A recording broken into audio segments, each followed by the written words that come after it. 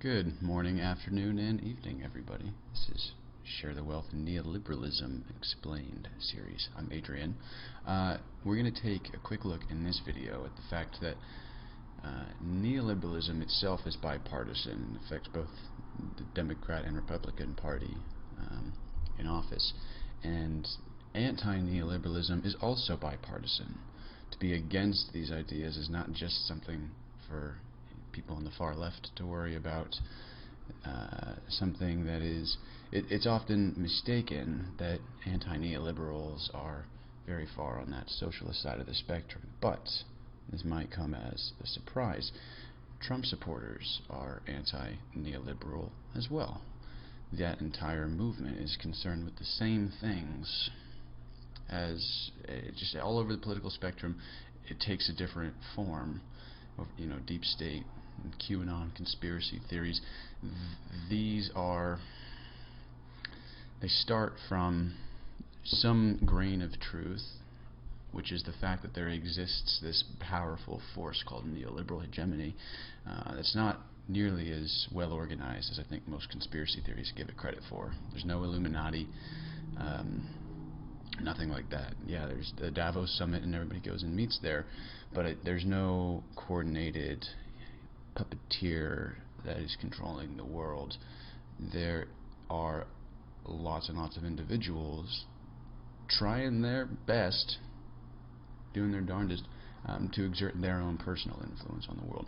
And it's sort of the culmination of all of those different individuals acting in their own self-interest that result in sort of the net neoliberal hegemony that we find ourselves in. So it's not exactly like most conspiracy theories would say, but conspiracy theories don't just come out of nowhere. They do have some foundation somewhere, and that has led to anti-neoliberal sentiment all over the place, which is interesting. So we'll take a look at this quote from our scholar friend Alex Williams.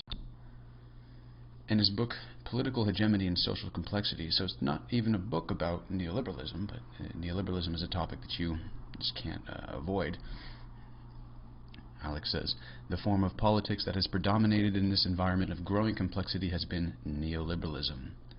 Though it has taken many different forms throughout the world, neoliberalism has been the leading political force on a global basis since the 1990s and in many nations since the early 1980s.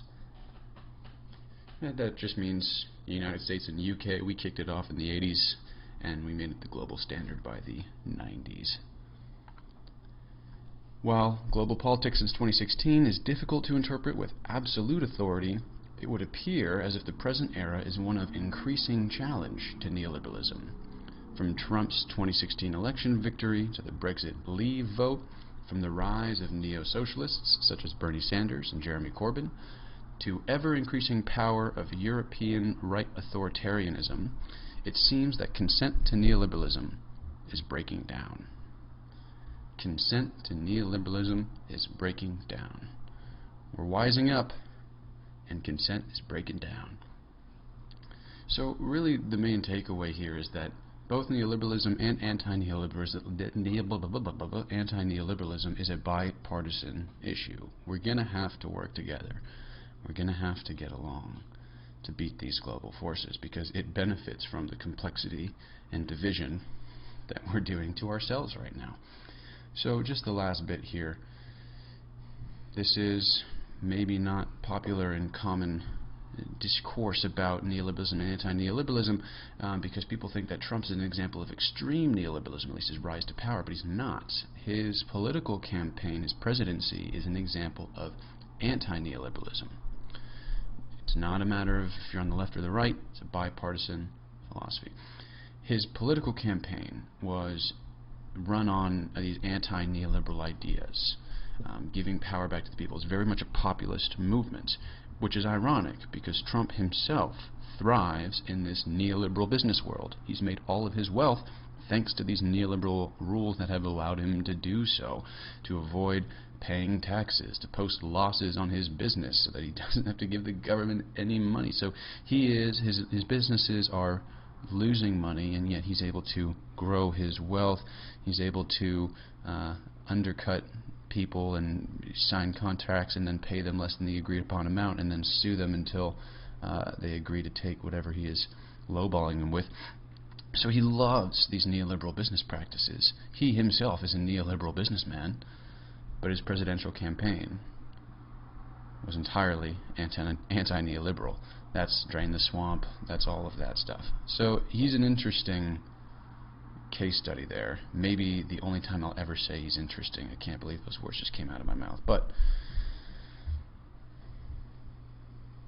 nah, he is interesting. He's going in the history books. We're going to study him for a long time. How he was able to con his way into hiding his neoliberal past, because the irony of him claiming to drain the swamp that he was a part of is just thick.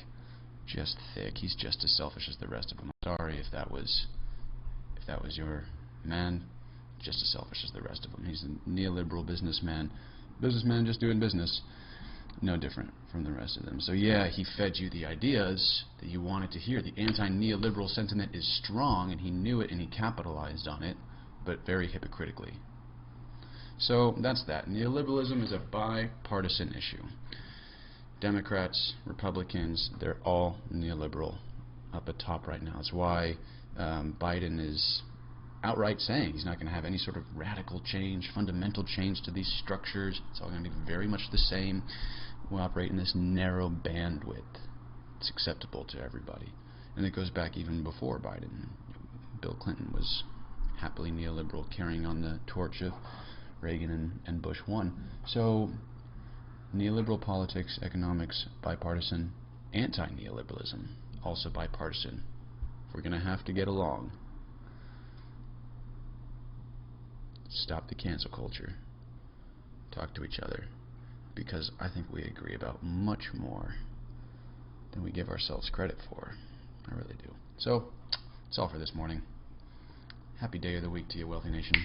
See you next time.